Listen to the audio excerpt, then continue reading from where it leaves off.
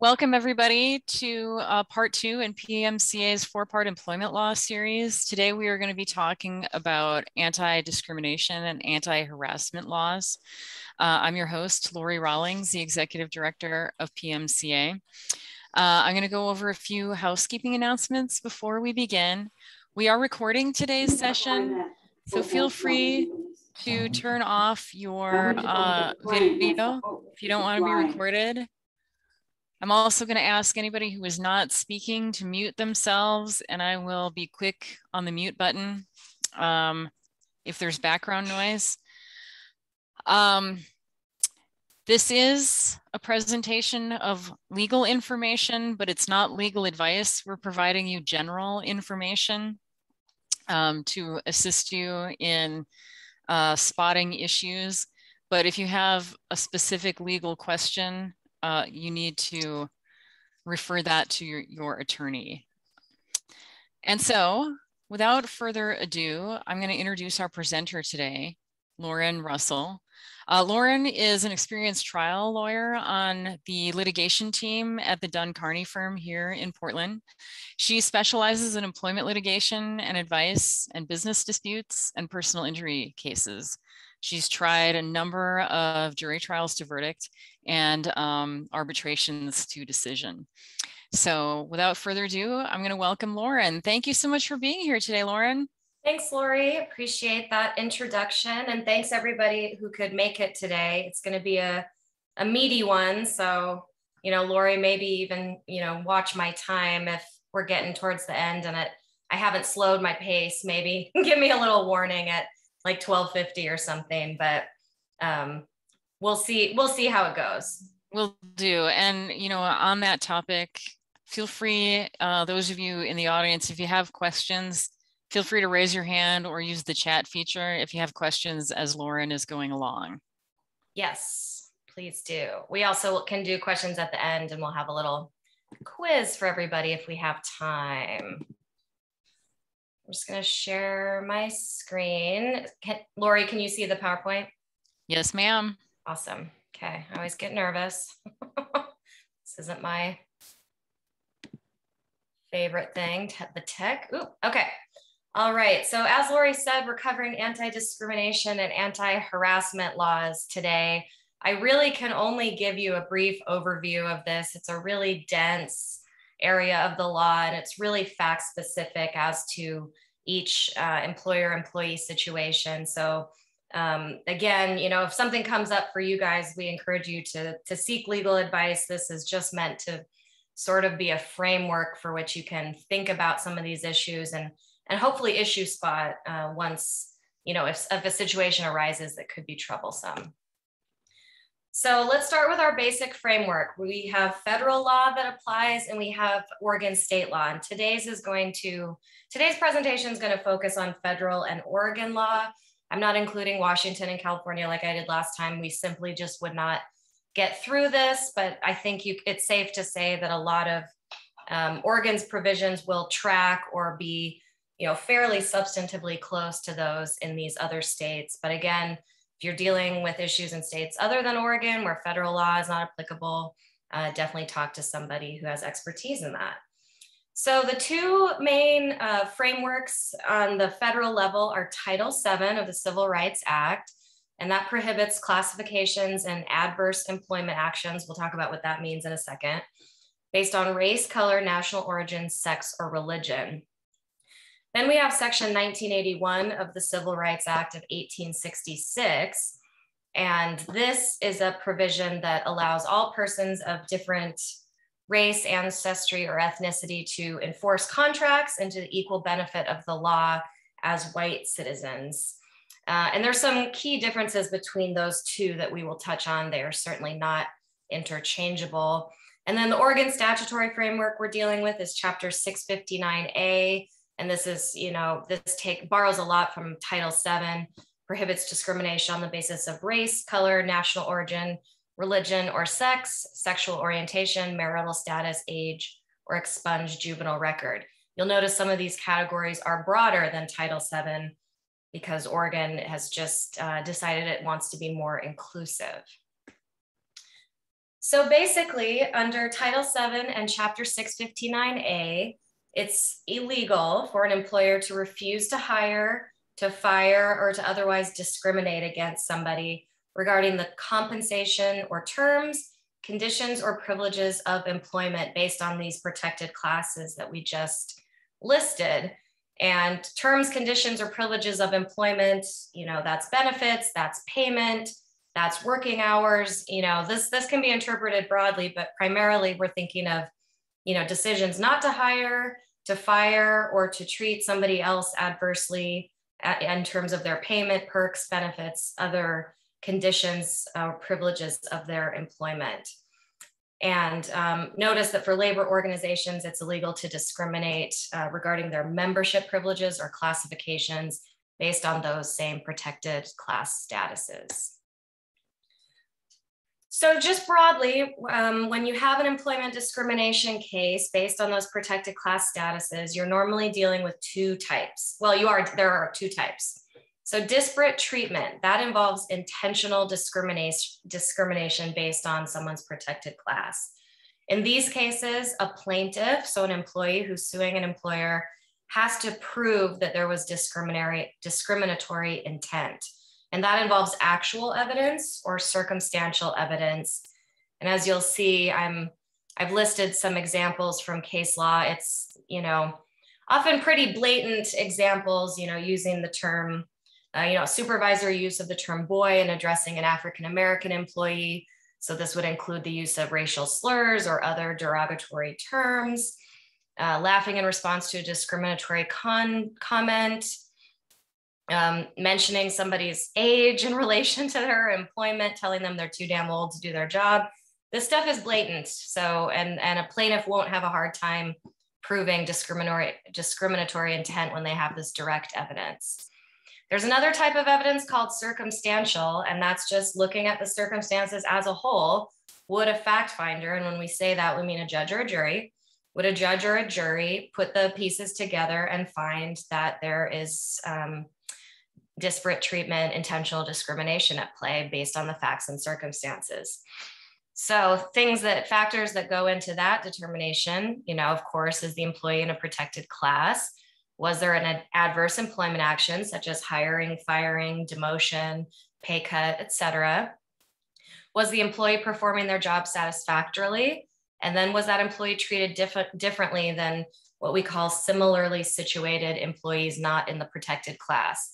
So if you have a Black employee and you have 5 white employees and they all do the same job, but the Black employee is demoted for a reason not connected to their job performance, then a judge or jury would look at those set of facts, and assuming that the other, what we call elements, the other categories are met, they could infer based on the circumstantial evidence that there was discrimination at play here. And then the second type of discrimination is a little bit fuzzier. It's harder to prove sometimes because this is an instance in when an employer's employment practices are neutral on their face, but the way they're enforced and the way they play out in the workplace adversely impact one group more than another, and the employer can't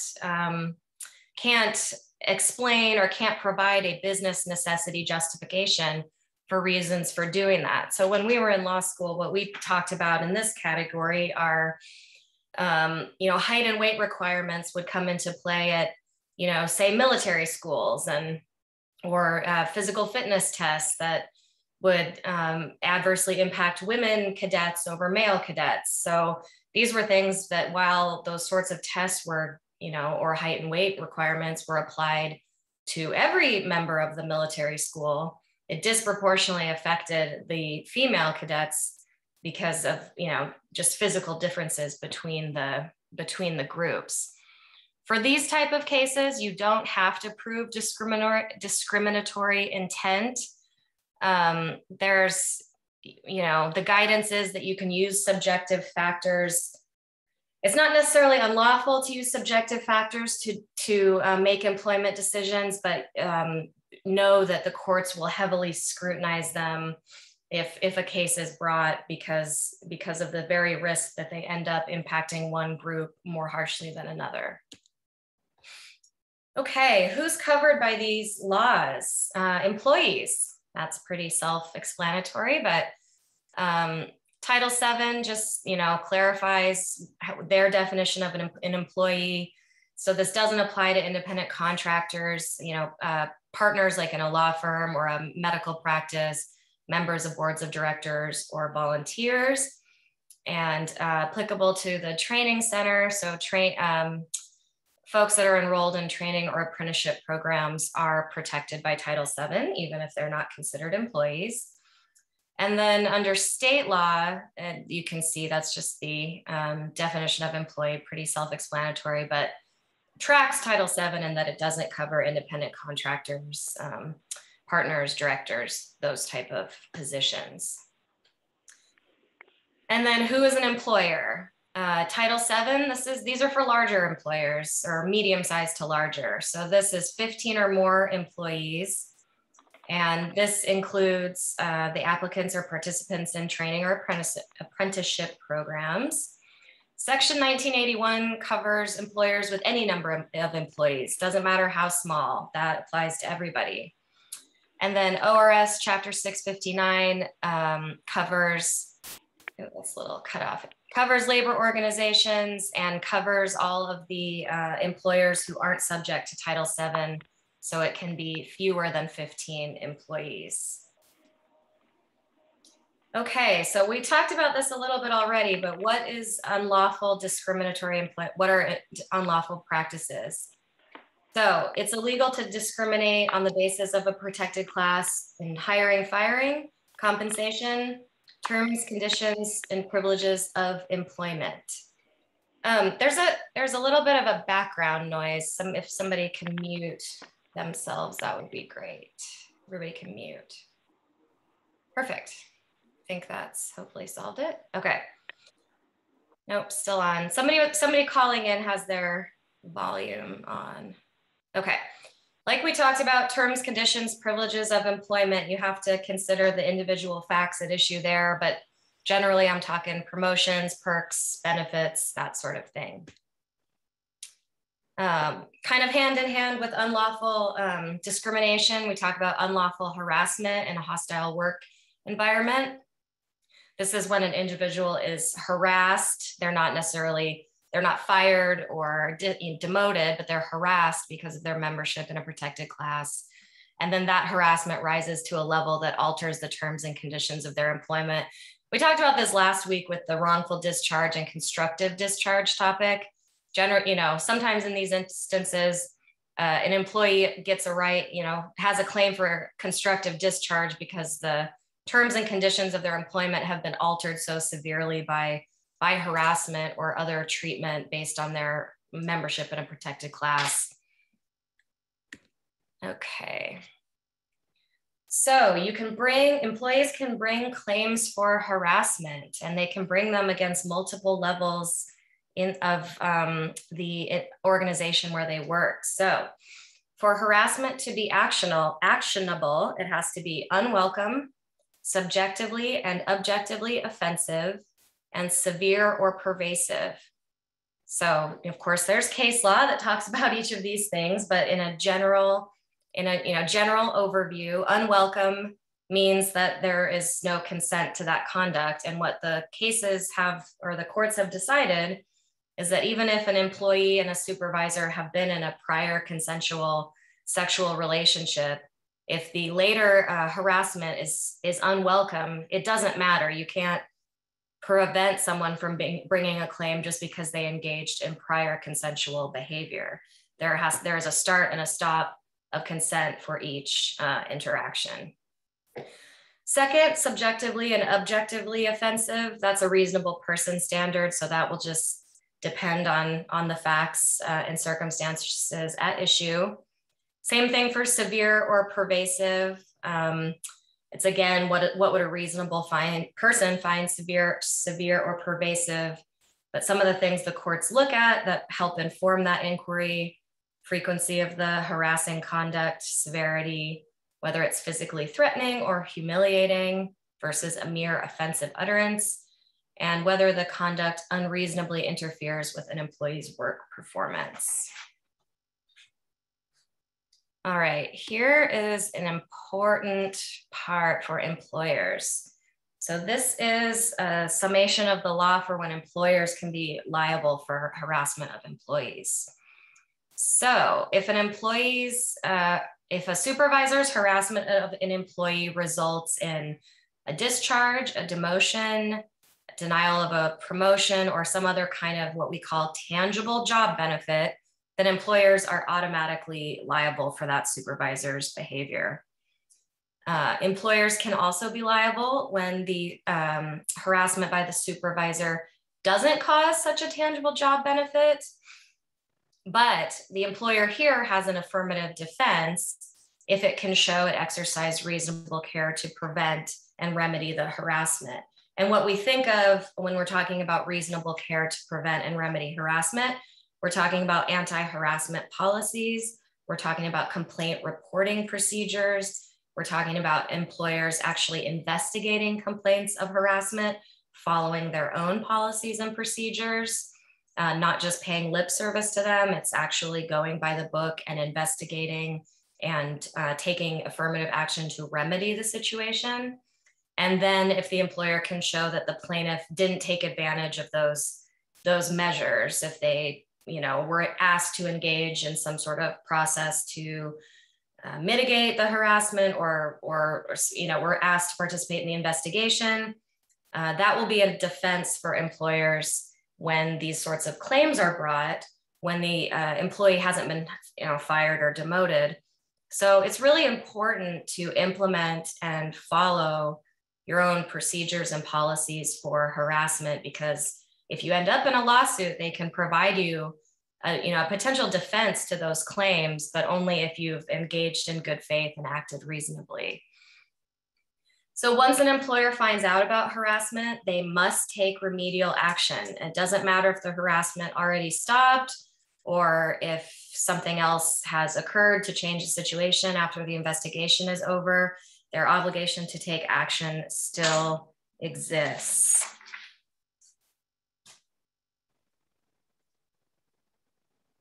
All right, and here's sort of a kind of worst case scenario here, which it's important to be aware of. So even if an employer has an adequate sexual harassment policy, anti-harassment, a complaint procedure, and they respond appropriately, if that harasser has harassed before and nothing was done about it, and the employer knew, they can still be liable, even if in this instance they did all the right things, because it's argued they effectively let the serial harasser remain and harass other people for their because of their prior failure to act.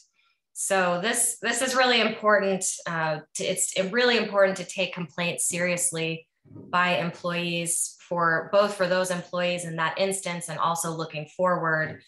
You would not want to have a serial harasser stay around with no action taken and then later be liable even when you think you took all the right steps. And then what just to reiterate what we say when we talk about exercise reasonable care, that means you effectively investigate a harassment complaint. So it's really helpful to have a policy that spells out what that looks like, have somebody in charge of implementing that policy or someone in charge of receiving reports of harassment, so you can make sure these steps are followed in the very bad situation of litigation ensuing. Okay, so when coworkers harass coworkers, employers are only liable for that harassment if they knew or had reason to know and they failed to remedy it. Again, if they failed to use reasonable care. So, and which includes investigating the complaint and remedying it. So options for remedying they must be reasonably calculated to end the current harassment and deter future harassment from the same offender or others. And then when can an individual be liable for harassment on the job? Title VII, individual managers, supervisors, and coworkers can't be sued, but they may be liable for aiding and abetting under Oregon law. There is new case law out there that is supportive of plaintiffs bringing claims against supervisors and managers for aiding and abetting in these types of cases. And there is also the potential liability for related tort claims if the harassment involved assault, battery, invasion of one's privacy, or intentional infliction of emotional distress.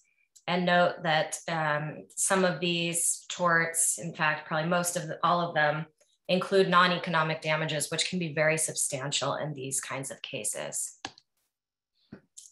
So let's dive in a little bit to sort of special issues, particular protected classes, things just to be aware of. First, we'll talk about pregnancy discrimination, and what that means is discriminating against a pregnant employee on the basis of sex. And that includes whether it's a discrimination based on their pregnancy, childbirth, or related medical conditions or occurrences. So it is okay to treat pregnant employees more beneficially than non-pregnant employees to avoid potential pregnancy discrimination.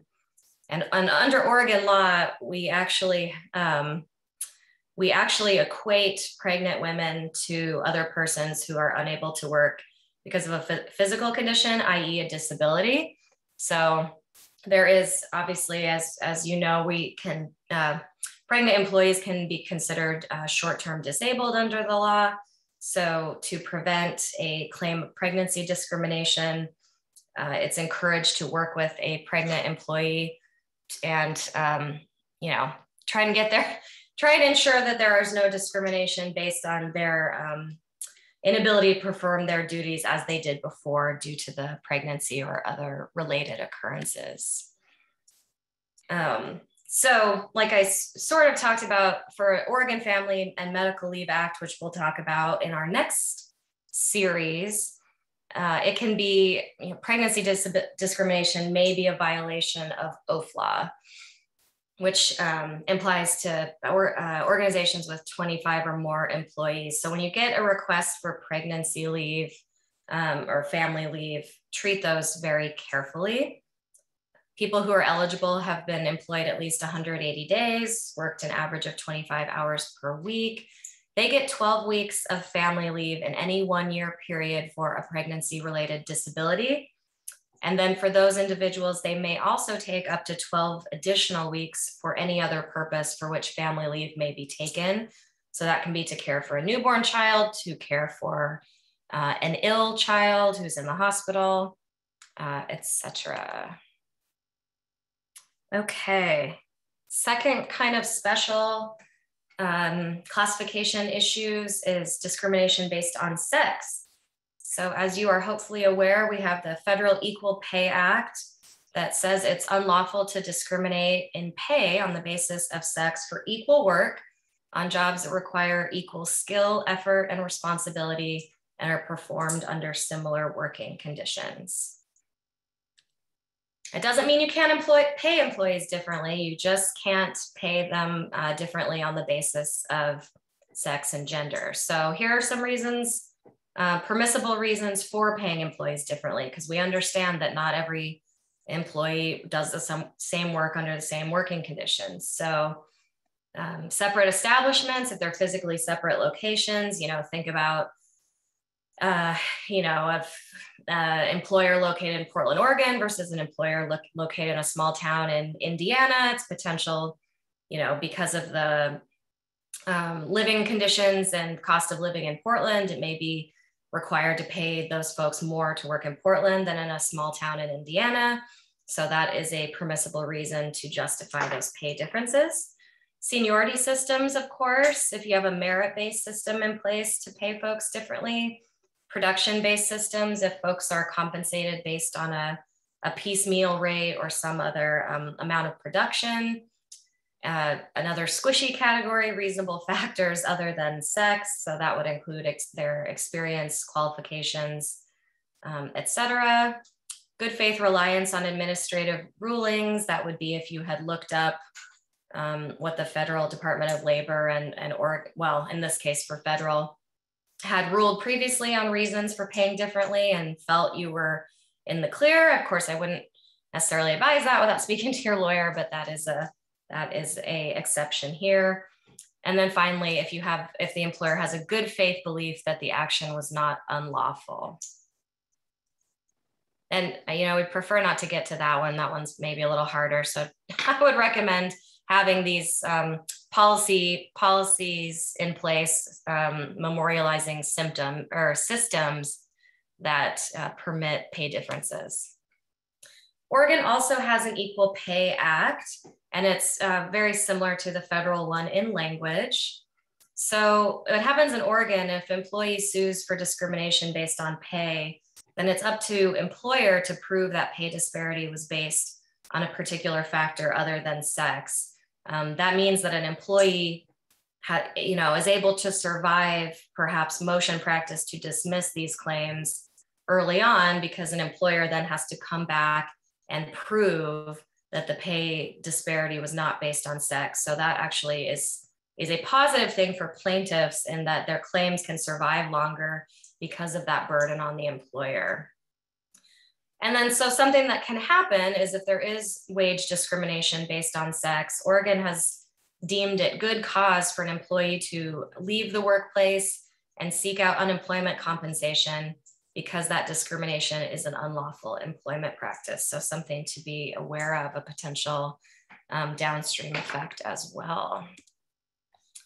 So what can employees sue for sex discrimination?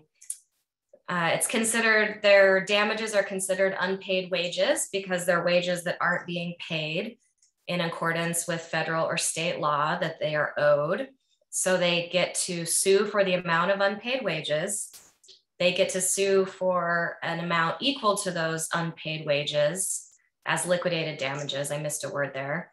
And they get their attorney fees. So these can be, this could be very substantial. If an employee was underpaid for 6 months and that equaled, the amount of those unpaid wages equaled $5,000, they could get $5,000 plus $5,000 plus their attorney fees claims and bringing the suit, which, as you know, could be very high, $25,000. So these claims can get expensive quickly.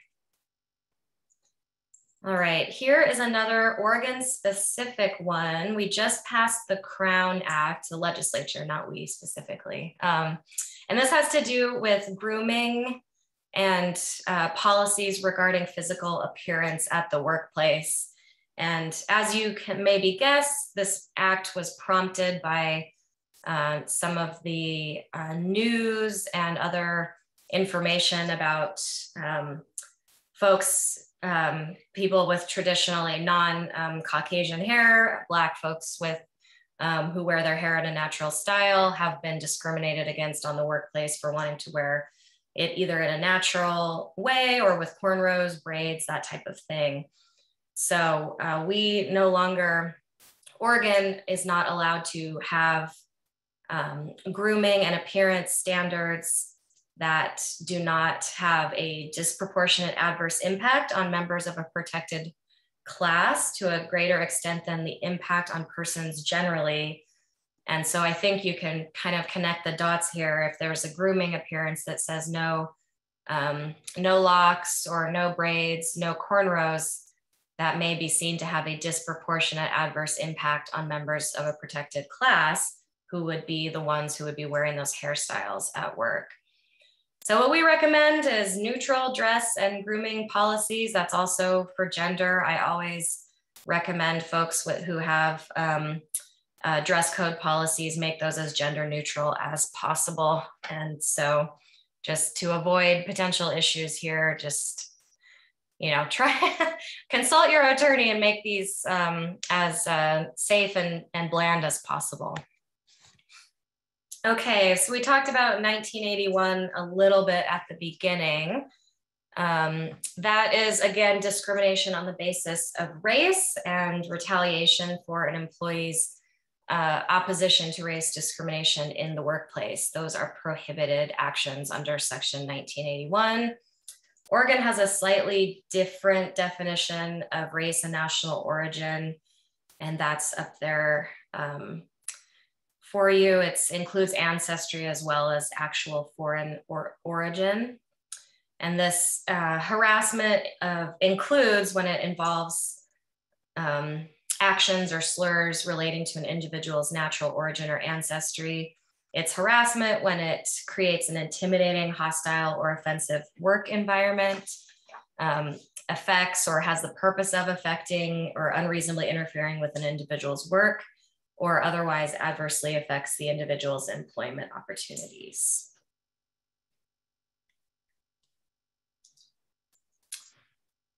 And in Oregon, the courts have come out and said that this type of conduct, either discrimination or harassment that is racial in content, is a discrimination on the basis of race in an employee's conditions and or privileges of employment.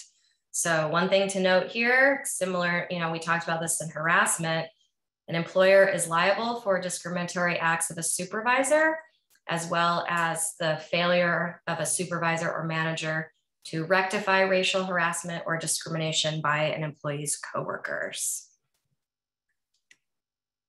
And then for folks, employees who are affected, who want to bring a lawsuit, their potential avenues of recovery are economic and non-economic damages. Note that at the federal level, there is no cap for these non-economic damages, which there are in Oregon. Punitive damages, those are in effect damages meant to punish entities for what is deemed often, willful, intentional behavior. Those can be very high because they are intended to punish. And then attorney fees. So these can be very expensive claims for employers as well. Religion, we'll go over this briefly. I think we all know we're not allowed to discriminate on the basis of religion in employment. The definition of religion is not particularly detailed.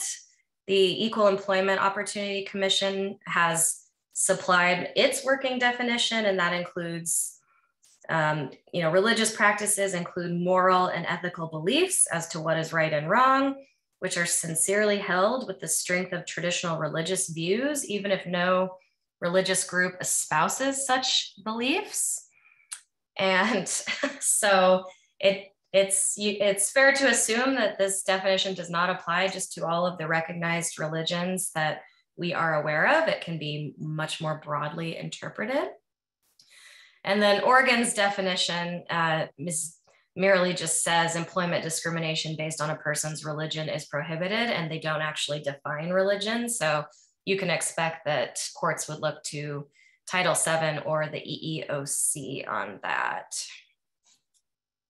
So if somebody requests a religious accommodation in the workplace under Title VII, employers are required to reasonably accommodate the employee's religious practices as long as it doesn't create an undue burden on the employer. And that is an undue hardship there are factors that go into determining that. We'll discuss those in a different section, but that's anything that imposes more than a de minimis cost to the employer. So for example, if you had a Muslim employee who wanted to adhere to the traditional prayer schedule, an employer, I think, it depends on the circumstances, but if it were for, say, an office job and the employee needed to take 5 or 10 minutes several times during the workday to pray, it may be hard for an employer to make out an undue hardship claim because it's possible that there wouldn't be more than a de minimis cost to the employer to make that accommodation. But again, I'm speaking in very broad strokes, and this is highly fact dependent based on both what the employee is seeking and the nature of the employer's business. So Oregon specifies 3 types of accommodations that must be made unless an employer can show an undue hardship. So allowing the employee to take vacation or other leave to engage in religious observance or practice, allowing the employee to wear religious clothing, and taking time off for a holy day to participate in observance or practice of religion. And note that while we're under this religious accommodation, it can go the other way too, in which ways we may not think about, where organizations that observe religious practices cannot force self-described atheists to participate in those. So it's not just, think about it in that way as well. Okay, like I said, here are some factors for that undue hardship analysis, which essentially is, can you show that granting the accommodation would pose a significant difficulty or expense? So these are the types of things that a court would look at if you were making, and I said 5 factors and there are 6, so I guess I can't count very well.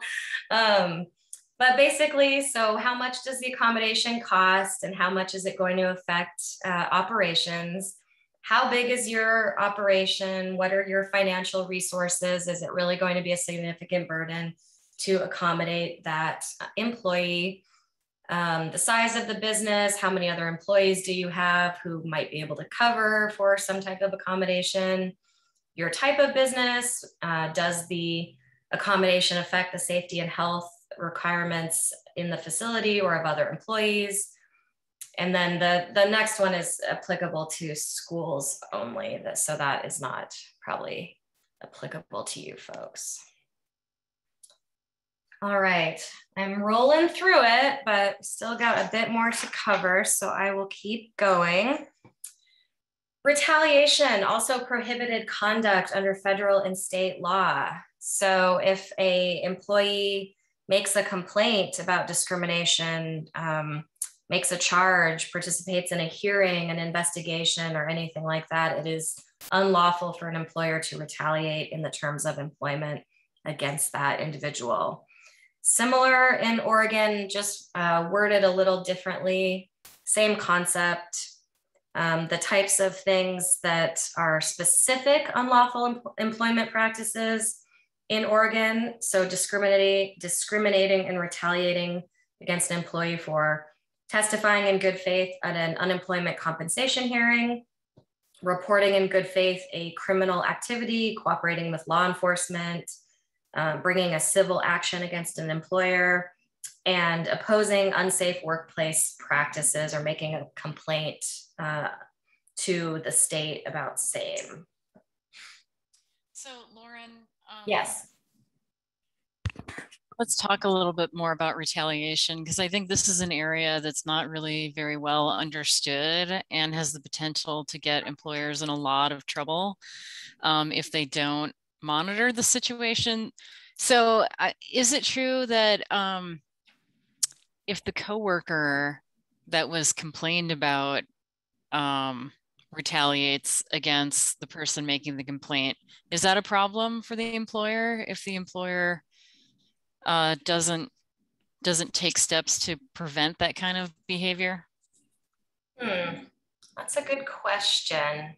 So we're talking about 2 coworkers, one coworker reports on the other. Right. And then the one who was reported on engages in, well, yeah, if they are discriminating, harassing, or otherwise trying to retaliate and the employer knows about it, I think that is a situation in which you would advise them to investigate and take some remedial action.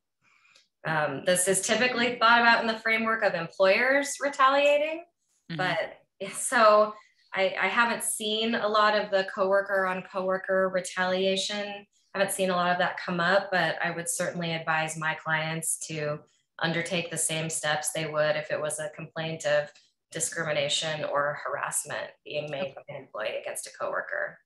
Great, thanks. Yeah. All right.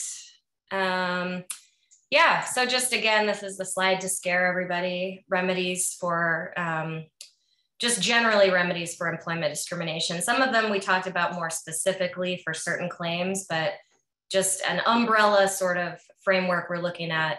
So economic and non-economic damages. Economic can be wage loss. It can be, loss of promotion, if there's a value on that sort of thing. And non-economic damages, that's mental anguish, suffering, stress, humiliation. Punitive damages, again, meant to punish. Equitable relief, that can be job restoration, back pay, front pay, restoring an employee to the position they were in before the discrimination occurred, and attorney fees, which can get very expensive. So age discrimination, we've got a separate category on that just because that's kind of a big topic as well. So we've got the ADEA, that's federal, and that protects workers 40 and older from age discrimination in employment. So it is illegal to make hiring and firing decisions or otherwise discriminate against folks with respect to their compensation and other terms of their employment based on their age.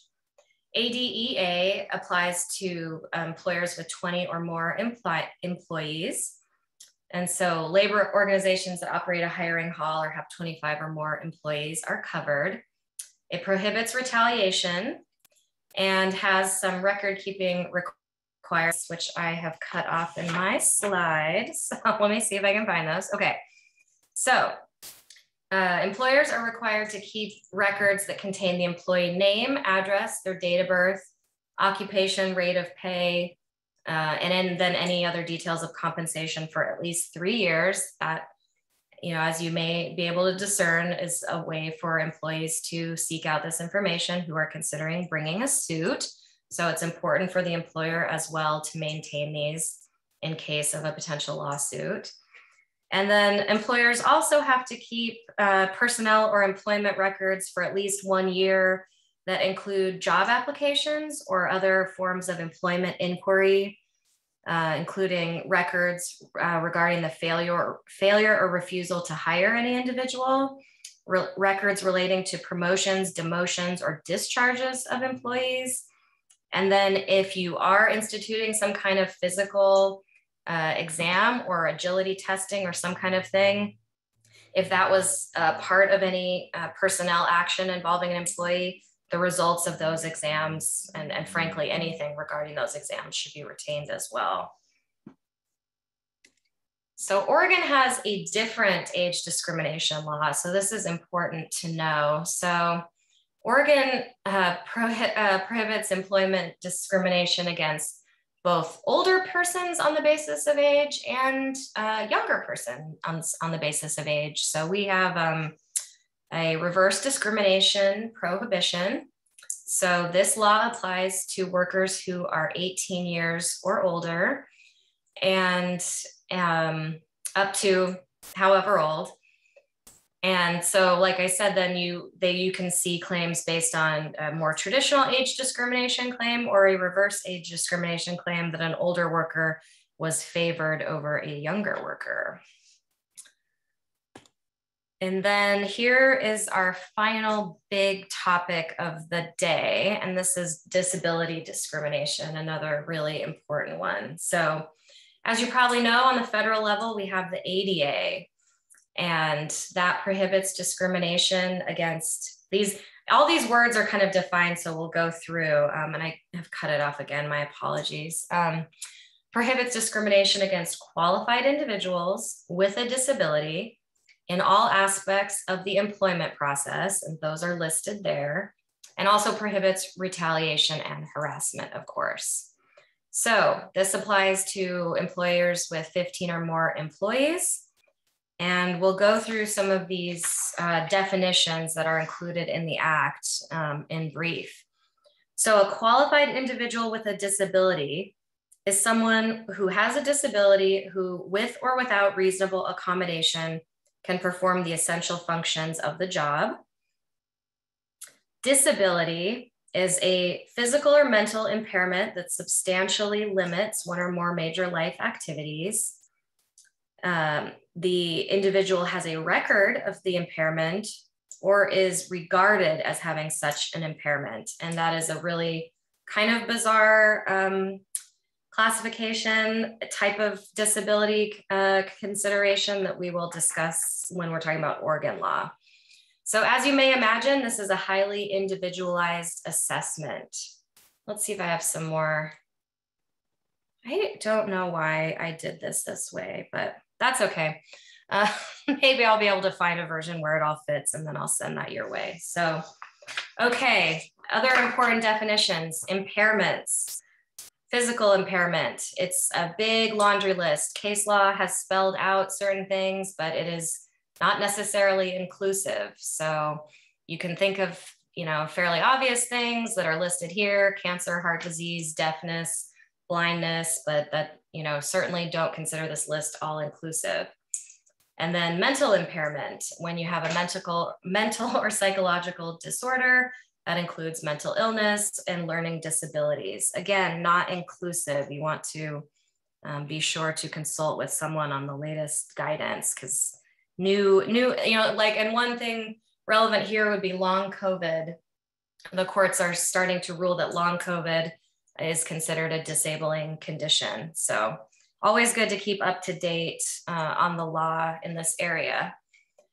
So major life activity, those again, individualized, but here are some examples of that. These make sense. These are the things we do every day to care for ourselves. And substantial limitation, I didn't include this on the slide apparently. So that's again an individual assessment, record of impairment. So this really applies to folks who have, cancer, heart disease, or other kind of recurring or kind of chronic conditions. So, okay, let's go to the initial hiring inquiry that one would make. So is a person qualified? So with or without an accommodation, can they perform the essential functions of their job? And I'm running out of time, so I'm not gonna go through all of these, but these are essential. These are things that go into that inquiry of whether it is an essential function. So, and then if the person is qualified but needs a reasonable accommodation, here is what a reasonable accommodation is. And it is a highly individualized process as well. It must be reasonable and effective. It doesn't have to be exactly what the employee requests, but it has to be tailored to them so that they are able to perform their job. And so generally what we're talking about, an employee will ask for a reasonable accommodation, but sometimes they won't. So if an employer knows about a disability and that an employee needs an accommodation, there's certain circumstances in which they may need to provide it without the employee expressly asking, or if they can't ask. So that's something to keep in mind. Just because someone is unable to perform without an accommodation, but they don't ask, isn't a, get off the hook free card to not provide that accommodation. So as you've hopefully heard of, when an accommodation is requested or an employee identifies the need for one, there's what's called the interactive process between the employer and the employee. And they have to engage in this process in good faith.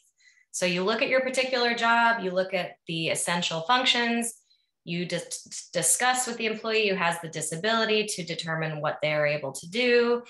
And then you identify potential accommodations. This can include access as some sort of modification to a doorway involved, or does someone need assistance with reading on a computer? Can you get a magnifier? Can you get special software or technology, something like that? And then consider the preference of the disabled person, but that, like I said, that selection can be, it doesn't have to be exactly what they want, but it should be what is needed to allow them to meet the demands of the job. And of course, here, employers have an argument against certain accommodations if they impose undue burdens. And here again are some considerations to take in mind or keep in mind. And so this is important. This is so weird that this doesn't all fit. Anyway, I've had some tech difficulties apparently. So medical exams and inquiries, this is important. So pre-job offer, you cannot ask an applicant whether they are disabled or need an accommodation. You can ask about their ability to perform their job duties. After the offer, you can conduct medical exams or ask health-related questions. If you do this for all of the candidates who are applying for the same position, you cannot target it specifically to folks who you think may be disabled or might need an accommodation. You have to treat your whole category of applicants or people you've offered to the same way. And then during employment, you can require medical exams if there's a safety problem or you see an issue or other federal laws. This would be, for example, interstate trucking companies are allowed to have their drivers submit to medical exams periodically because that's considered a dangerous profession that's regulated federally that allows for that. Or if it's, for instance, if health exams are part of an employee health benefit program or something like that. Again, apply equally to groups of people, not to individuals. And then, so this is something very current, asking about vaccination status or requiring vaccination. That is not a medical inquiry under the ADA. It is also not a violation of HIPAA. So I know some folks have been saying that it is illegal to ask about an employee's vaccination status under HIPAA or the ADA. It is not. And I have more on that, I think. Thank you. This is for you, Lori. Thank you. Thank you so much. HIPAA, as in the beginning of hippopotamus, is not a real law. So if you see that circulating, keep in mind it's a double A at the end for the Health Insurance Portability and Accountability Act, not a single A. And let's see, where are we at here? Oh, yeah, confidentiality is important. So medical information, including somebody's potential disabling condition, their medical records, et cetera, anything you have on that, you have to keep that confidential. This is not, this is sort of envisioned in a time when we had paper files, but even in the digital age, it needs to keep it separate out of a personnel file. It needs to be restricted access. That is a really important information to protect. And then this is hiring tests. This doesn't probably come up a lot with you folks, but we talked about physical agility testing, drug testing, also not a medical exam. So you can conduct those pre-offer. Again, make sure that they are applied in a sort as neutral as a manner as possible. You don't want to be accused of singling folks out. And medical marijuana is not, if they fail a drug test because of medical marijuana, that is not protected under the ADA. And then background and reference checks we'll talk about in more detail in our 4th session, because Oregon has specific law on that. And then just to wrap up, Oregon law, very similar to the ADA, applies to people with 6 or more employees. And there's that slide about being regarded as disabled, which is a strange one. It doesn't come up often, though I've had a case where an employee accused his employer of considering him disabled and discriminating against him about it, even though he was not disabled. So something to keep in mind. And then finally, here's just some other protected classes under Oregon law, specifically marital status, family relationship, military service. If you're a victim of a domestic violence, harassment, other things, sometimes you have obligations to allow these folks to seek accommodation, seek protection, testify in court, that sort of things, and sexual orientation, which is distinct from federal law. All right, I talked fast and still we're at 12:55. So we have a quiz and also a brief opportunity for questions if anyone has them. Yeah, thank you so much, Lauren. I know there's a lot of material here, so I really appreciate you really diving into it for us. Let's pause for a moment and see if anybody does have questions before we move on to the quiz. Feel free to either unmute yourself, raise your hand, or use the chat feature if you have questions.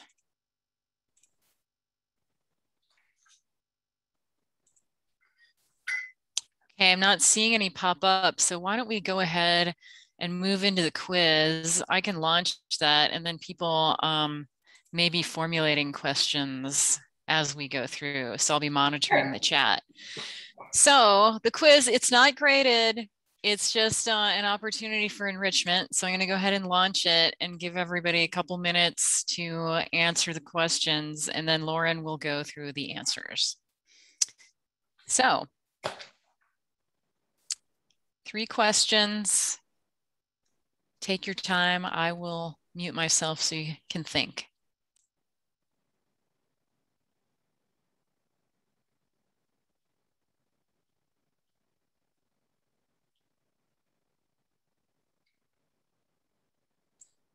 Lauren, can you see the quiz? I can. Yep. All right. Don't be shy, everybody. Test your knowledge. There we go. We're getting some answers now.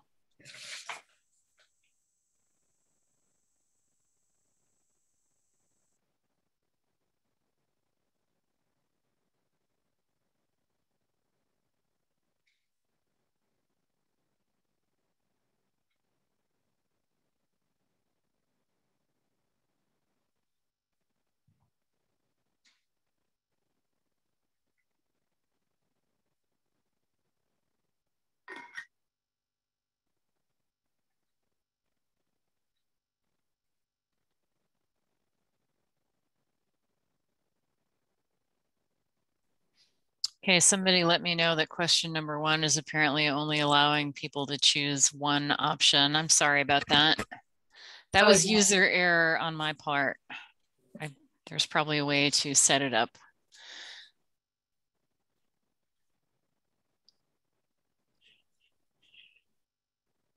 Well, that's good that they recognize that. That's a win for me. Exactly. And good to for future notice for me to set up the quiz in a little more nuanced fashion. I'll try and call that out to you too next time if I do another multiple choice. All right, I appreciate it. Okay, it's 12:58. And I know people probably have hard stops, so I'm going to go ahead and end the poll and we'll go through the answers.